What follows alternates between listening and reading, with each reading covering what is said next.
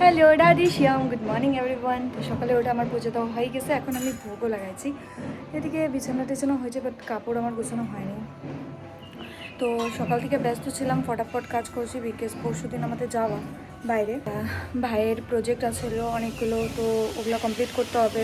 ওর জন্য অ্যাপ্লিকেশন, মানে ওর ডেটটা কিছুদিন পর, তো কিন্তু আমরা তো তখন থাকবো না, তো ওর ওইটা আগেই জমা দেওয়ার জন্য আমি অ্যাপ্লিকেশন নিয়ে যাচ্ছি প্রিন্সিপালের কাছে।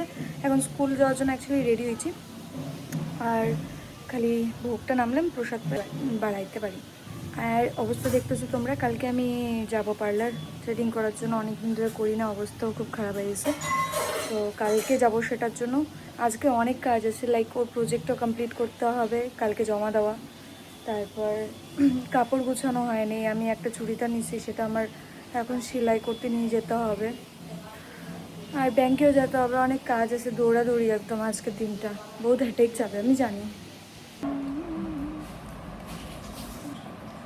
আমি বসে পড়েছি খাওয়ার জন্য।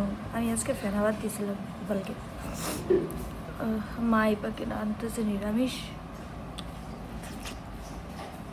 করলাম বাড়ায় এখানে আমার ঝোলা নিয়ে। আজকে প্রচণ্ড রোদ উঠছে, তারপর রোদের দিকে তাকানোর জন্য বাড়াইতেই হবে।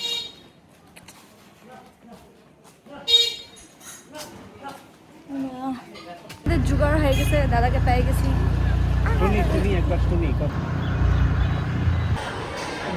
আমার শরীর একদম কেলায় দিচ্ছে। ব্যাংকে যায় মানুষ, ছি এত দেরি, দাঁড়ায় দাঁড়ায় পা ব্যথা করায় দিল ছাতা।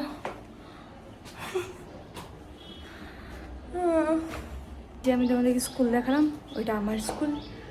আমি ওই স্কুলে পড়ছি, আমাদের বাড়ির যত হলে ভাই বোন আছে আমরা সবাই প্রায় ওই স্কুলে পড়ছি, এক দুজন খালি আলাদা স্কুল। এখন আমার ভাই পড়ে।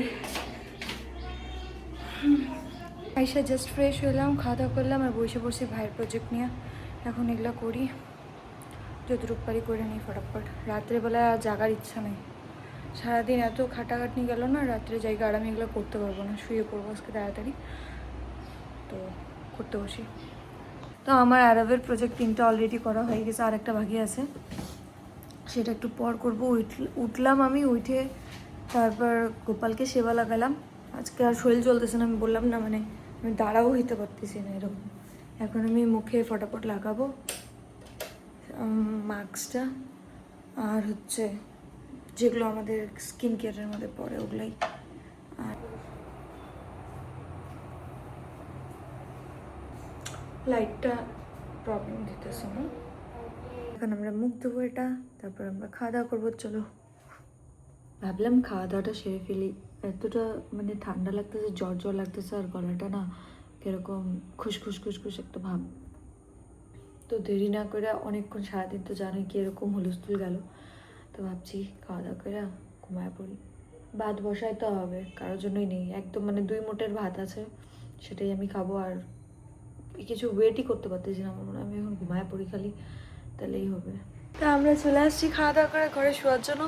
তো আমাদের আজকের ব্লগ এতটুকুই রইলো, আশা করি সবার ভালো লাগছে। যদি ভালো লাগা থাকে then please do like, share, subscribe to my channel. Thank you, bye by.